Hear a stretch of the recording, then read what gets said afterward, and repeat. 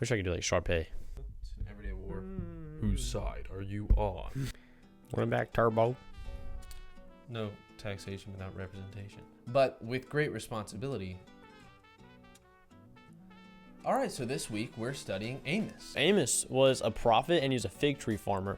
He lived on the northern border of the southern kingdom, Judah. He was a contemporary of Hosea. He was a witness to the reign of Jeroboam II. So he was seeing basically a terrible king and all of these terrible things that were happening in the northern kingdom, Israel.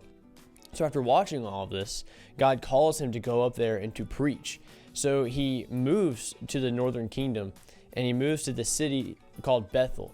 And in Bethel was this really important temple where he really did most of his prophesying. The book of Amos is really just a compilation of sermons, of poems, and of visions that Amos had over the course of his prophetic ministry. So we start with the first two chapters, chapters 1 and 2.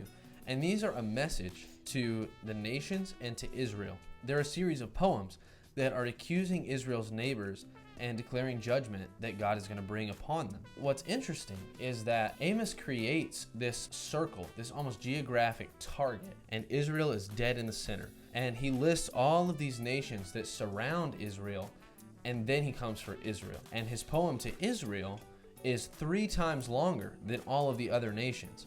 His biggest complaint is that the Israelites have been neglecting the poor. He says that you've been allowing the poor to be sold into debt slavery or into bondservanthood, and then you deny them legal representation. He kind of recounts their time in Egypt, and he says, "Are you not the same family that was enslaved in Egypt? And did God not bring you out of that because of the injustice that you were facing? God's finished with you. He's tired of it. He's fed up with it." So then we transition into chapters 3 through 6, which are a message to Israel and to its leaders. In the beginning of chapter 3, Amos alludes to Genesis chapter 12, when God chooses Abraham's family to be his blessing to all the nations. But with great power comes great responsibility. And because they had this great task, if they failed, the consequences were great, and now they must face those consequences. He calls out the religious hypocrisy of the nation, and he basically says, you love to prophesy and offer sacrifices, but you don't take care of the people that need help. In chapter 5, God says, I despise your feasts, and I take no delight in your solemn assemblies. Then to conclude that chapter, he says, let justice roll down like waters, and righteousness like an ever-flowing stream. And it's this idea of justice and righteousness, and they're huge throughout all of the prophets, but especially in Amos. The idea of justice is taking concrete actions to reverse injustice, to right the wrongs that have already been done. And the idea of righteousness is to right relationships between people that are at odds. And it's in spite of their social or economic differences. And Amos speaks to Israel's idolatry as well. And there's a direct correlation between the more idolatrous Israel becomes and the more injustice is faced throughout the land.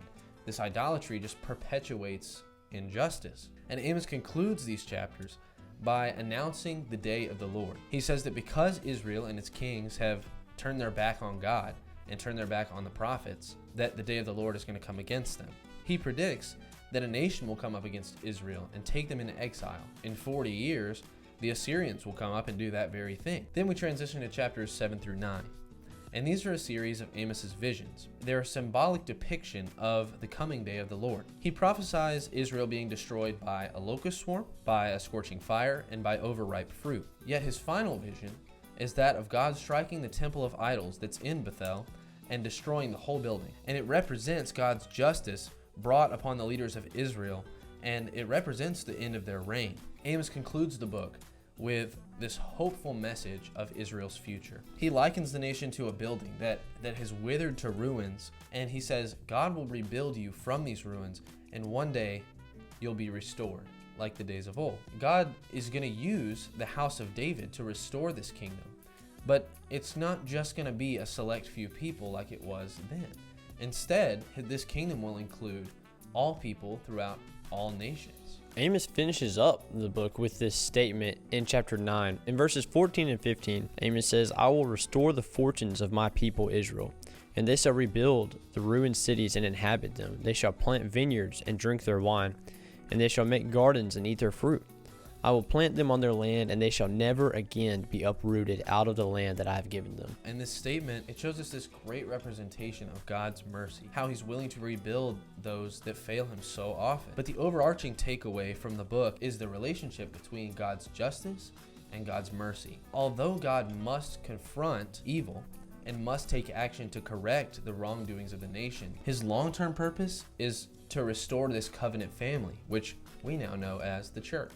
So that's pretty much all that we wanted to tell you about Amos. We're going to post some discussion questions in the caption of this video. Do those if you'd like, and have fun studying Amos this week.